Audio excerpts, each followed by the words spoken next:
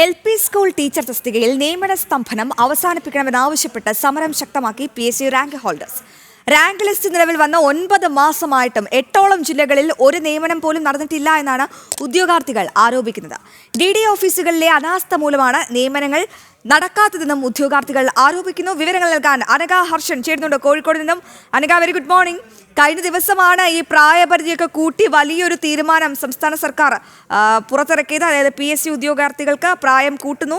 അപ്പോഴും പല റാങ്ക് നേടിയ ഉദ്യോഗാർത്ഥികളും ഇപ്പോഴും നിയമനം എന്ന അതിർവരമ്പിന് പുറത്താണ്. ഇപ്പോഴിതാ ഈ ടീച്ചർമാർ, അതായത് LP സ്കൂൾ ടീച്ചർ തസ്തികയിൽ നിയമന സ്തംഭനം അവസാനിപ്പിക്കണമെന്ന് ആവശ്യപ്പെട്ടാണല്ലോ പുതിയ പ്രതിഷേധം നടക്കുന്നത്. എന്തൊക്കെയാണ് ഇവരുടെ മറ്റാവശ്യങ്ങൾ?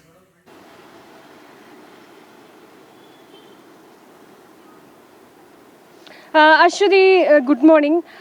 നിലവിൽ നേരത്തെയൊക്കെ തന്നെ PSCയിൽ റാങ്ക് ലിസ്റ്റിൽ ഉൾപ്പെട്ട നിരവധി ഉദ്യോഗാർത്ഥികൾ സമരവുമായി രംഗത്ത് വന്നിട്ടുണ്ട്. ഏറ്റവും ഒടുവിൽ ഇപ്പോൾ ഈ LP സ്കൂളിലെ അധ്യാപക തസ്തികയിലുള്ള ഉദ്യോഗാർത്ഥികൾ കൂടി പ്രത്യക്ഷ സമരവുമായി രംഗത്ത് വരികയാണ്. ഈ കേരളത്തിലെ 14 ജില്ലകളിൽ നിന്നുമായിട്ട് 2025 മെയ് 14 തീയതിയാണ് LP സ്കൂൾ അധ്യാപകരുടെ PSC റാങ്ക് ലിസ്റ്റ് പട്ടിക പുറത്തുവിട്ടിരിക്കുന്നത്. അതിനുശേഷം ഏകദേശം ഇപ്പോൾ 9 മാസം പിന്നിടുകയാണ്. ഈ 9 മാസം പിന്നിടുമ്പോഴും ഒരു ഉദ്യോഗാർത്ഥികൾക്ക് പോലും ഈ റാങ്ക് ലിസ്റ്റിന്റെ അടിസ്ഥാനത്തിൽ നിയമനം നൽകിയിട്ടില്ല എന്നുള്ള ആരോപണവുമായാണ് ഈ ഉദ്യോഗാർത്ഥികൾ രംഗത്ത് വന്നിരിക്കുന്നത്. ഉടൻ തന്നെ ഈ ലിസ്റ്റിൽ നിന്ന് ആദ്യ റാങ്കിൽ ഉൾപ്പെട്ടവരെങ്കിലും അവർക്കെങ്കിലും നിയമനം കൊടുക്കണമെന്നൊരു അപേക്ഷയുമായാണ് ഉദ്യോഗാർത്ഥികൾ എത്തുന്നത്. പക്ഷേ ഈ ലിസ്റ്റിലുള്ള ആർക്കും ഈ സംസ്ഥാന സർക്കാർ നിയമനം നൽകിയിട്ടില്ല എന്നുള്ളതാണ് ഇവിടെ എടുത്തു പറയേണ്ട മറ്റൊരു കാര്യം.